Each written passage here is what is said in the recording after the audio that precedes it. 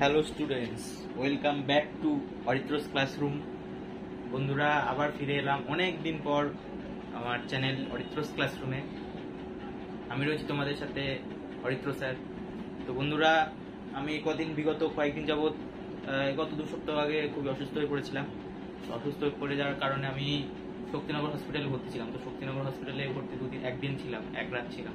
তারপর আমি বিভিন্ন মেন্টালি একটু ডিপ্রেসড ছিলাম। মেন্টালি ডিপ্রেসড থাকার কারণে আমি আবার নতুন করে কামব্যাক করছি, এবং এমন কামব্যাক করেছি এবং এই কামব্যাকের মাধ্যমে আমি একদম পুরো ধোয়া ধোয়া হয়ে যাবো সব চারিদিকে। ঠিক আছে, প্রিভিয়াস ঘটনা বিভিন্ন সেই ঘটনাগুলো জন্য কিছু ঘটনা আছে, সেই কিছু ঘটনার জন্য আমি মেন্টালি একটু ডিসেবলড হয়ে গেছিলাম। মেন্টালি ডিসেবলড হয়ে যাওয়ার কারণে আমি কদিন আমি ভিডিও আনতে পারিনি। তো আমি আবার আগের অবস্থায় ফিরে এসেছি। চলো একদম ফাটিয়ে ক্লাস হবে। তো বন্ধুরা, তো আজকে যে টপিকটি নিয়ে আমি আলোচনা করব সেটির নাম হলো ট্রান্সফরমেশন অফ সেন্টেন্সেস বা বাক্যের রূপান্তর। ঠিক আছে, তাহলে কি বললাম? ট্রান্সফরমেশন অফ সেন্টেন্সেস বা বাক্যের রূপান্তর।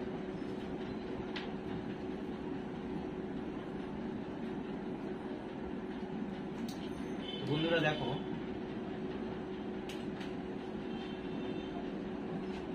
আওয়াজ ঠিকঠাক আসছে তো? বন্ধুরা দেখো, transformation of sentences.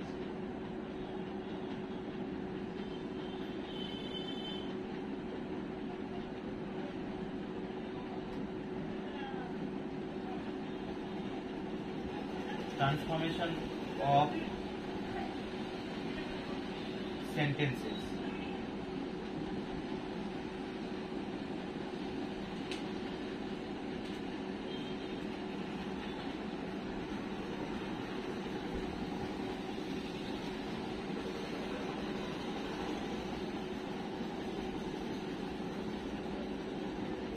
Transformation of sentences কথাটার বাংলা অর্থ কি?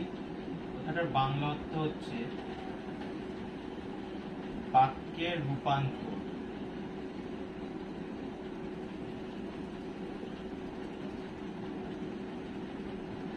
Transformation of sentences. তো ট্রান্সফরমেশন অফ সেন্টেন্সেস কথাটার বাংলা অর্থ হচ্ছে বাক্যের রূপান্তর। অর্থাৎ এটা যদি আমরা ডেফিনেশন দেখি, তো ডেফিনেশন হচ্ছে অর্থের কোনরূপ পরিবর্তন না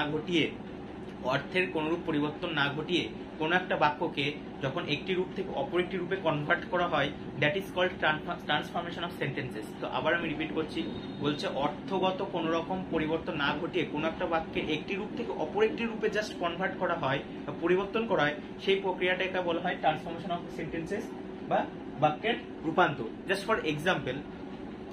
জাস্ট ফর একটা এক্সাম্পল তোমাদের দিচ্ছি। ধরো সাপোজ এখানে আমি লিখলাম who does not love his motherland?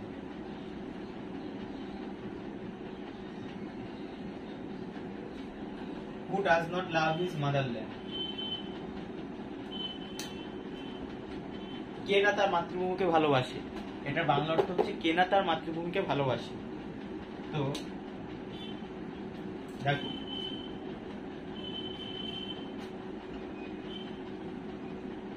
everybody loves his motherland।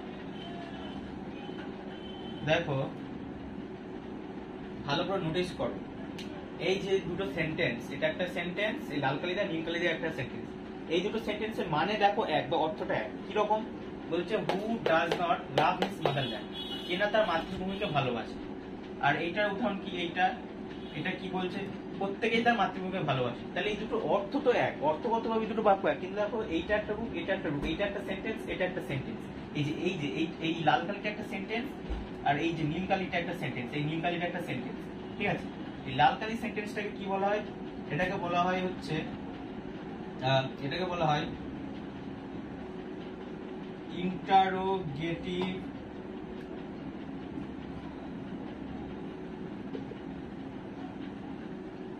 Sentence.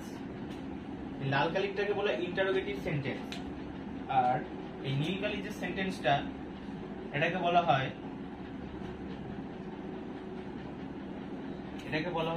Assertive.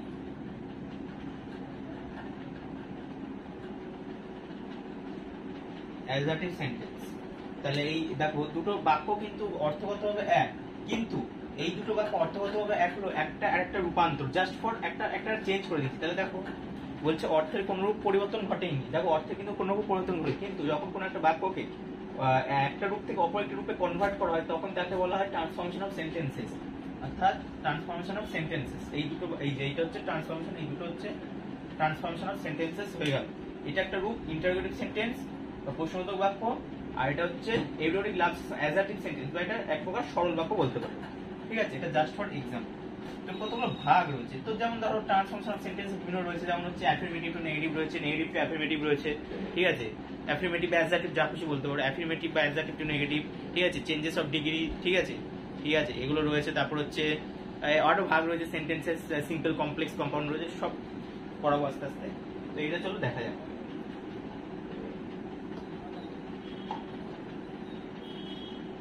দেখো চলো ভাগের ঢোকা যাক। তো আজকে যে পার্টটা আমি পড়াবো সেই পার্টটার নাম হচ্ছে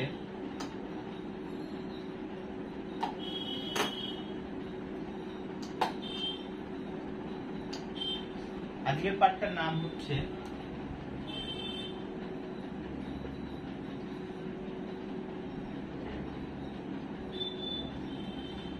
অ্যাফার্মেটিভ টু নেগেটিভ। আজকের পার্টটা হচ্ছে অ্যাফার্মেটিভ টু নেগেটিভ। এটার টোটাল টাইপস হচ্ছে 10টা। ঠিক আছে, 10 টাইপস রয়েছে। সবগুলো আমি পড়াবো। আমি নিজে একটা উদাহরণ, আমি এই যে উদাহরণ দিয়ে আমি বানিয়েছি, হ্যাঁ এগুলো আমি বানিয়েছি নিজে একদম, তো এগুলো আমি পড়াচ্ছি। তো চলো দেখা যাক রুল 1 এ কি বলছে অ্যাফার্মেটিভ টু নেগেটিভ।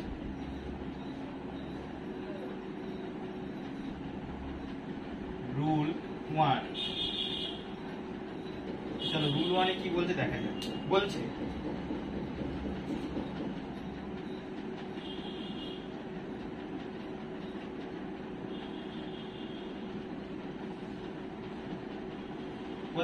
অনলি যেখানে থাকবে সেখানে নান বাট বসিয়ে নেগেটিভ করতে হয়। নান বাট বসিয়ে কি করতে হবে? নেগেটিভ। অনলি যেখানে থাকবে সেখানে নান বাট বসিয়ে নেগেটিভ করতে হবে। জাস্ট ফর একটা এক্সাম্পল যদি আমি দিই, জাস্ট ফর একটা এক্সাম্পল, যেমন ধরো আমি লিখলাম অনলি রাম ক্যান ডু ইট। এটা হচ্ছে এএফএফ, মানে হচ্ছে অ্যাফার্মেটিভ। এটা ধরো আমি নেগেটিভ করবো, তাহলে এখানে কি বলেছি? অনলি থাকলে কি করতে হবে? নান বাট বসিয়ে দাও। অনলি যেখানে থাকবে সেখানে নান বাট বসিয়ে দেবো। একদম চোখ কান খুলে রাখবে। অনলি থাকলে নান বাট বসিয়ে দেবো। অনলি থাকলে এই যে নান বাট বসাতে হবে। তাহলে এখানে লিখে দিই none but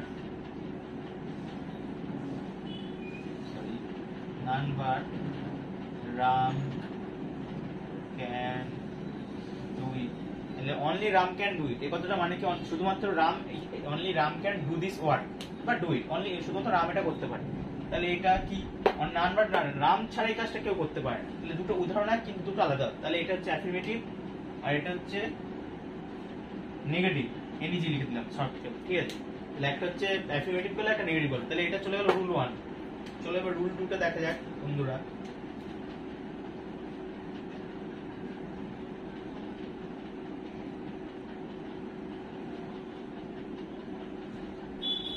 rule 2, video clear আসছে কিনা দেখে নিই একবার আমি। হ্যাঁ, ভিডিও একদম ক্লিয়ার আসছে, ঠিক আছে। তো রুল 2টাই কি বলছে?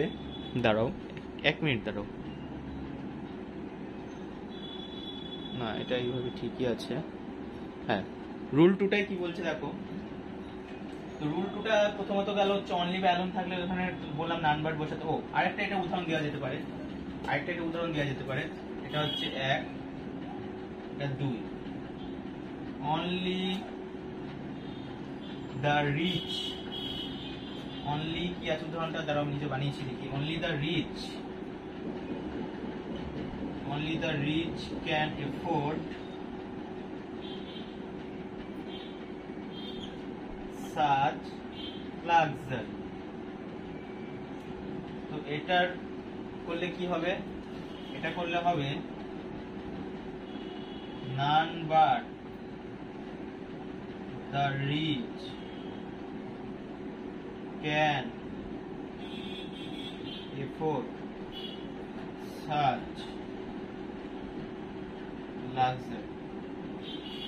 Only the rich can afford such luxuries. মানে শুধুমাত্র ধনীরা এইরকম টাইপের শুধুমাত্র ধনীরা এইরকম লাক্সারি বা বিলাসিতা উপভোগ করতে পারে। তাহলে এটা কি হবে? ধনীরা ছাড়া কেউ এরকম বিলাসিতা উপভোগ করতে পারে না। তাহলে দুটোর সেন্টেন্স এক, মানে দুটোর গঠন এক, অর্থাৎ বাক্য, অর্থাৎ দুটোর অর্থটা, মিনিংটা, এই যে এখানে আমি লিখে দিচ্ছি ছোট করে,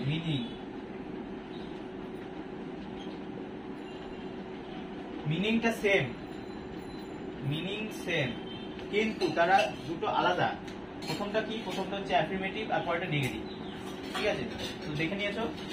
এটা গেল হচ্ছে তোমাদের রুল 1, এটা হচ্ছে রুল 1 গেল। ঠিক আছে, চলো এবার রুল 2টা দেখা যাক কি বলছে।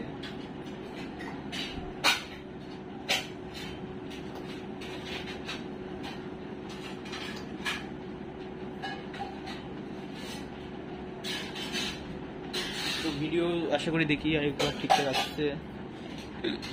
ঠিক আছে, এক মিনিট দাঁড়াও, ওই কালিটা একটু করে নিই।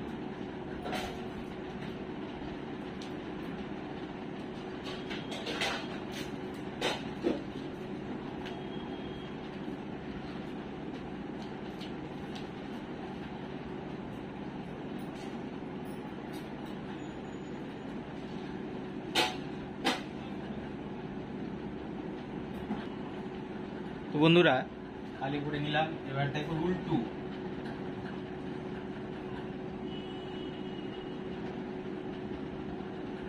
রুল 2 এ কি বলছে?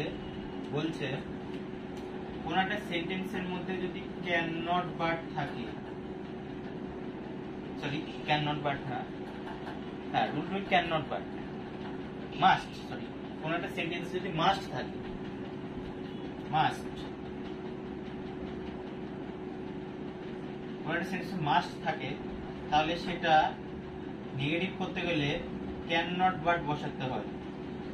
যেমন জাস্ট ফর একটা এক্সাম্পল, তাহলে কোন একটা সেন্টেন্সের মধ্যে যদি মাস্ট থাকে, তাহলে সেই সেন্টেন্সটাকে নেগেটিভ করতে গেলে কি বসাতে হবে? Can not but.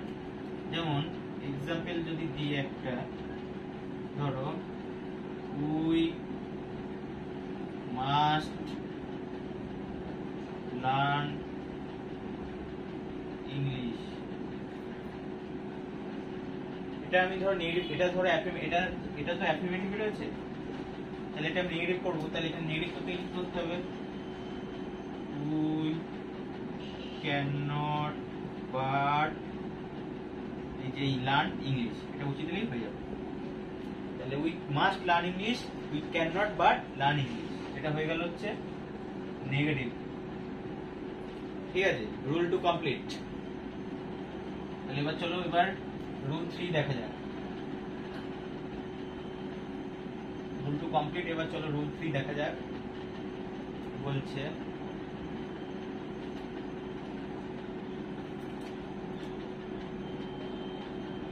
রুল 3,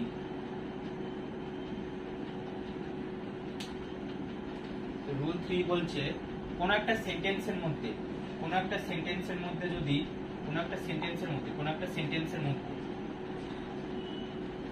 সেন্টেন্সের মধ্যে যদি ক্যান নট বাট থাকে, যদি ক্যান নট বাট থাকে, কোন একটা সেন্টেন্সের মধ্যে ক্যান নট বাট থাকলে সেই সেন্টেন্সটাকে নেগেটিভ করতে গেলে হেল্প প্লাস ভার্বের সাথে আইএনজি যুক্ত করতে হবে। হেল্প প্লাস ভার্বের সাথে আইএনজি যুক্ত করতে হবে। যেমন এক্সাম্পল যদি দিই, এক্সাম্পল যদি লিখি এখানে, ধরো পায়েল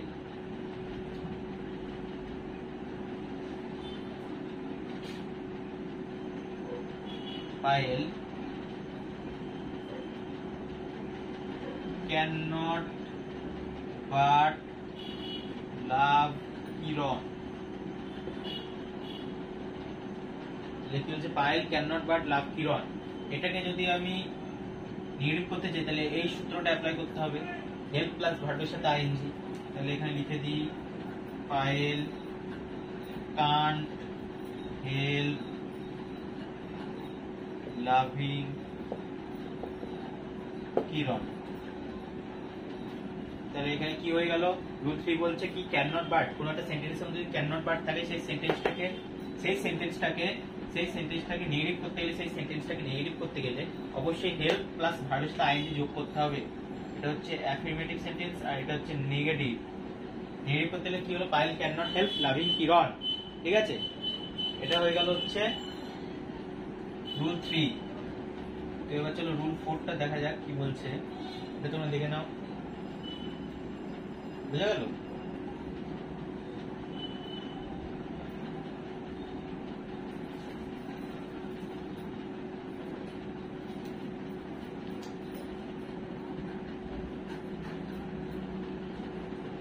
আমি আজকে দেখি 5-6টা রুল করে দিই, আর যে কটা থাকবে সে কটা তোমরা এক্সট্রা এই ক্লাসে পেয়ে যাবে পরের ক্লাসে। এবার রুল 4। তো রুল 4-এ কি আছে? রুল 4-এ আছে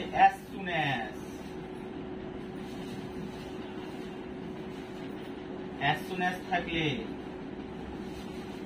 no sooner had, as soon as যদি থাকে সেই সেন্টেন্সটাকে নেগেটিভ করতে গেলে কি করতে হবে, সেই as soon as থাকলে সেই সেন্টেন্সটাকে নেগেটিভ করতে গেলে as soon as যদি থাকে, as soon as থাকলে সেই সেন্টেন্সটাকে নেগেটিভ করতে গেলে no sooner had দিয়ে স্টার্ট করতে হয়।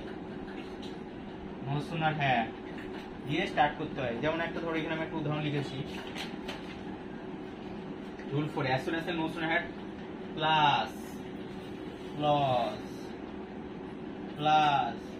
then plus ঠিক আছে। as soon as থাকলে যদি সেই সেন্টেন্স, কোন একটা সেন্টেন্স যদি as soon as থাকে সেই সেন্টেন্সটাকে যদি নেগেটিভ করতে তাহলে no sooner had plus clause plus then plus clause বলতে হবে। যেমন একটা যদি উদাহরণ আমি ধরো সাপোজ একটা উদাহরণ যদি দিই, as soon as the bell rang, the teacher entered the room। তাহলে ঘন্টা পড়া মাত্রই শিক্ষক মহাশয় ক্লাসে প্রবেশ করলেন। তো এটাকে নেগেটিভ করতে গেলে আমি কি বলেছি, ফার্স্টে no sooner had বসাতে হবে। তাহলে বসিয়ে দাও no sooner had, সিম্পল ব্যাপার, এই খুব সহজ। no sooner had the bell rang, no sooner had the bell rang, এই যে no sooner had প্লাস এই যে এইটুকু একটা ক্লজের মধ্যে পড়তে লাগে the bell rang প্লাস এই যে then কোথায় গেল, এই যে then এই the teacher entered the room। কি বলছে no sooner had, তাহলে as soon as, তাহলে কি এইটুকুনি মানে কি, as soon as the bell rang the teacher entered the room, এটা মানে হচ্ছে ঘন্টা পড়া মাত্রই শিক্ষক মহাশয় ক্লাসে প্রবেশ করলেন। আর যে নেগেটিভ করলাম এটা কি হলো, no sooner had the bell rang then the teacher entered the room, মানে ঘন্টা পড়তে না পড়তেই শিক্ষক মহাশয় ক্লাসে প্রবেশ করলেন। বুঝা গেল? যদি দেখে নাও তাহলে রুল 4 as soon as থেকে no sooner had plus clause plus then plus clause, as soon as এটা এইভাবে করতে হবে। অ্যাফার্মেটিভ টু নেগেটিভ একটা পার্ট রুল 4। রুল 5 ঠিক আছে।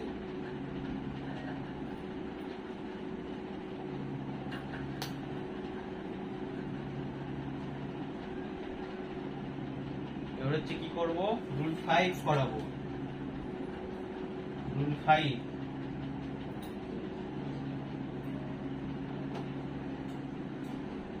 5-এ কি বলছে চলো দেখা যাক।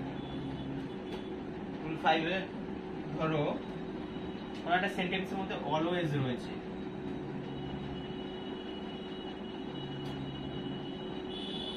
অলওয়েজ থাকলে কোন একটা সেন্টেন্সের মধ্যে যদি অলওয়েজ থাকে সেই সেন্টেন্সটাকে নেগেটিভ করতে গেলে নেভার এবং তার অপোজিট ওয়ার্ড বসে নেগেটিভ করতে হয়। বুঝা গেল? কোন সেন্টেন্সের মধ্যে যদি অলওয়েজ থাকে, সেই সেন্টেন্সটাকে নেগেটিভ করতে গেলে অলওয়েজটাকে নেগেটিভ করতে গেলে নেভার এবং তার অপোজিট ওয়ার্ড বসে নেগেটিভ করতে হয়। যেমন সাপোজ একটা ধরো উদাহরণ এক্সাম্পল ধরে লিখলাম I shall always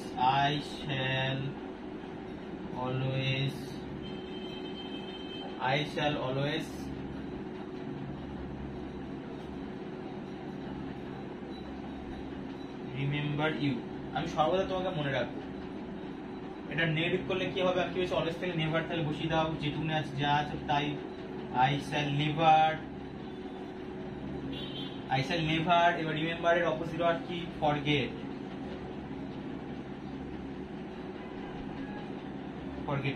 আমি সর্বদা তোমাকে মনে রাখবো। I shall never forget আমি কখনোই তোমাকে ভুলবো না। তাহলে দেখো দুটোর অর্থগতভাবে দুটো সেন্টেন্স অর্থগতভাবে ঠিক, কিন্তু দেখো একটা অ্যাফার্মেটিভ একটা হচ্ছে নেগেটিভ, ঠিক আছে? একটা অ্যাফার্মেটিভ একটা নেগেটিভ। দেখি কতক্ষণ হলো ভিডিওটা, 21 মিনিট হয়ে গেছে। আচ্ছা, তাহলে একটা গেল অ্যাফার্মেটিভ, একটা হচ্ছে নেগেটিভ। তাহলে এটা গেল অলওয়েজ থেকে নেভার, ঠিক আছে? এটা অলওয়েজ থেকে never. I shall always remember you, I shall never forget you। এই গেল হচ্ছে অলওয়েজ থেকে নেভারের নিয়ম।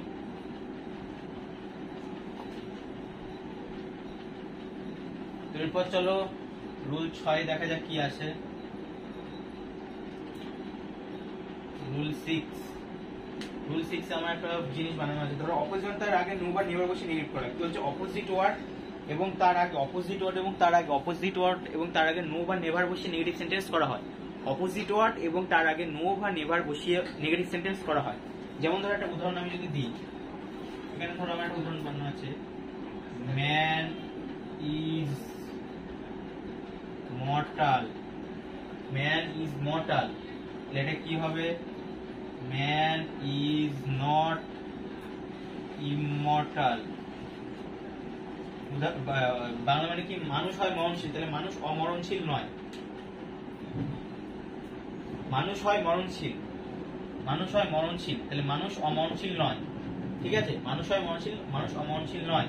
তাহলে রুল 60 কি বললো? তাহলে অপোজিট ওয়ার্ড এবং তার আগে নো বা নেগেটিভ কি আছে? নো বা নেভার বসিয়ে নেগেটিভ সেন্টেন্স করা হয়। নো বা নেভার বসিয়ে নেগেটিভ সেন্টেন্স করা হয়, ঠিক আছে? বা নট বসিয়ে নেগেটিভ সেন্টেন্স করা হয়। তাহলে এটা হলো রুল 6। রুল 7 দেখা যাক কি আসে। রুল 7 এ বলছে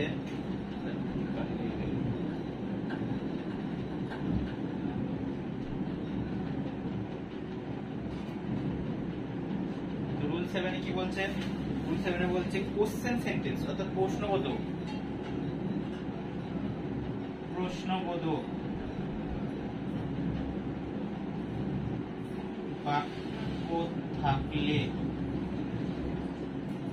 বাক্য থাকলে কি হবে? প্রশ্নবোধক বাক্য থাকলে কি হবে? যেমন সাপোজ একটা ধরো আমি উদাহরণ দিই, ধরো আমি দিলাম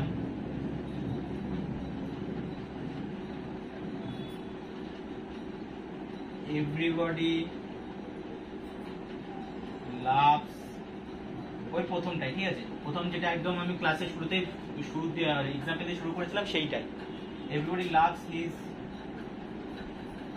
motherland, প্রত্যেকেই তার জন্মভূমিকে ভালোবাসে। তাহলে এখানে কি হবে? এটা হবে who does not love his motherland। যেহেতু প্রশ্নবোধক তাই অবশ্যই একটা কোশ্চেন মার্ক আসবেই, নাহলে এটা কাটা, ঠিক আছে? তাই কি হলো? এই হচ্ছে প্রশ্নবোধক বাক্যের মাধ্যমে এভরিবডি লাভস হিজ মাদারল্যান্ড। তাহলে এটা যদি কনভার্ট করতে নেগেটিভ সেন্টেন্স, তাহলে সেটা প্রশ্নবোধক বাক্যের মাধ্যমে হয়ে যাবে। Everybody loves his motherland, who does not love his motherland, কে না তার মাতৃভূমিকে ভালোবাসে? এটা হচ্ছে প্রত্যেকে তার মাতৃভূমিকে ভালোবাসে। তাহলে এটা হলো রুল 7, ঠিক আছে?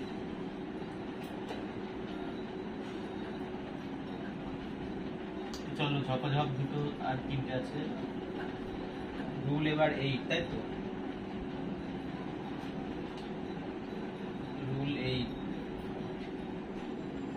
রুল 8 কি আছে? যখন অপোজিট ওয়ার্ড জানা থাকবে না, বলছে যখন অপোজিট ওয়ার্ড জানা থাকবে না তখন কি করে করবে? ধরো অপোজিট ওয়ার্ড জানা নেই, ঠিক আছে? যখন অপোজিট ওয়ার্ড জানা থাকবে না, অর্থাৎ when you are unable to recall, when you are unable to remember the opposite word, you should follow the instruction. Here I am writing this. Notice this. Suppose when you are unable to remember, the opposite word of any sentence, then you have to, or you should follow this instruction, that I am going to return here. I am going to return here.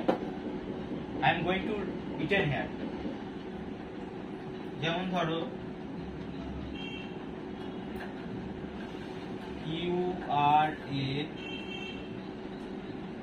good boy, তাহলে এখানে আমরা কি করব? তাহলে opposite word জানা নেই। তাহলে ধরো এটাকে তোমরা এইভাবে করতে পারো, you are not a bad boy. হ্যাঁ, you are not a bad boy মানে তুমি একটা ভালো ছেলে, তুমি খারাপ ছেলে নও। এটা এইভাবে করতে পারো। একটা ধরো এইভাবে করতে পারো, you are not a bad boy. কিন্তু ধরো অপোজিট ওয়ার্ড দিয়ে করবা না, তাহলে অপোজিট ওয়ার্ডটা যদি না করতে চাও, তাহলে এখানে ফার্স্টে কিছু না, are not you a good boy, ব্যাস বসিয়ে লাস্টে একটা কোশ্চেন মার্ক, ব্যাস হয়ে গেল হচ্ছে নেগেটিভ সেন্টেন্স। এই যে নট থাকলে নেগেটিভ সেন্টেন্স, ঠিক আছে? বাক্যে নট, হ্যাঁ নট, তারপর হচ্ছে ওখানে নেভার ইত্যাদি থাকলে নেগেটিভ সেন্টেন্স হয়ে যাবে। তাহলে you R A good boy, এখানে তুমি you are not a bad boy, এটা এইভাবে করতে পারো। ধরো অপোজিট ওয়ার্ড তোমার পছন্দ না, ধরো এইভাবে ইচ্ছা হবে, তাহলে তোমরা আর আনতে হবে ফার্স্টে, are not you a good boy, are not you are good boy, এভাবে করতে পারো, ঠিক আছে? তাহলে এটা হলো রুল 8। এবার চলো রুল 9 দেখা যাক কি আসছে রুল 9 এ।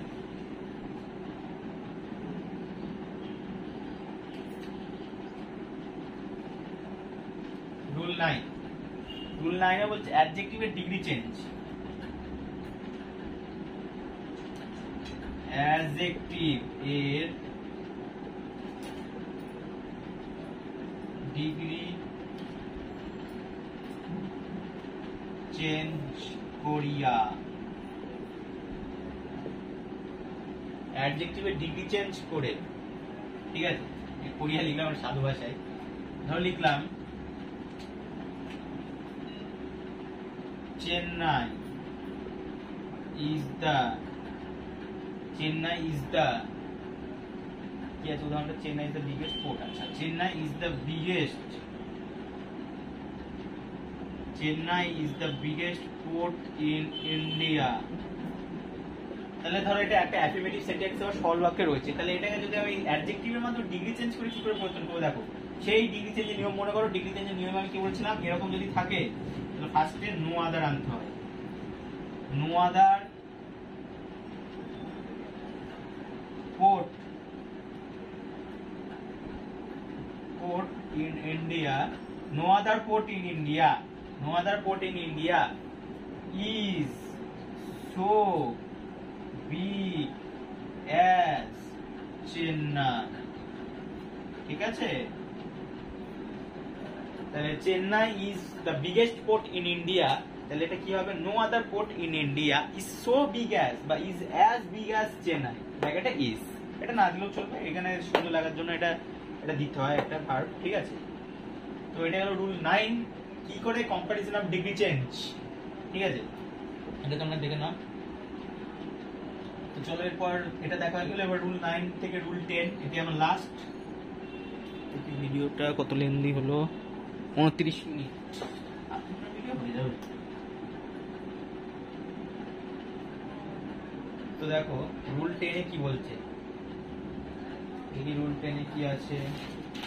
হ্যাঁ, ধরো রুল 10 এ ধরো এমন একটা রয়েছে, two make out a sentence, মানে বাক্যটাকে বুঝে। তাহলে বাক্যটাকে বুঝে ধরো অ্যাফার্মেটিভটা আমি লিখলাম, রাম লাভ লক্ষ্মণ, অর্থাৎ লক্ষণ। তাহলে বাক্যটাকে বুঝে বা two make out a sentence, two make out বা টু আন্ডারস্ট্যান্ড এ সেন্টেন্স, মানে বাক্যটাকে বুঝে তোমাকে চেঞ্জ করতে হবে। তাহলে রাম লাভ লক্ষ্মণ বা লক্ষণ, তাহলে এখানে কি হবে? Ram was not without love for আলফা হয়ে গেল তো এটা। লক্ষ্মণ,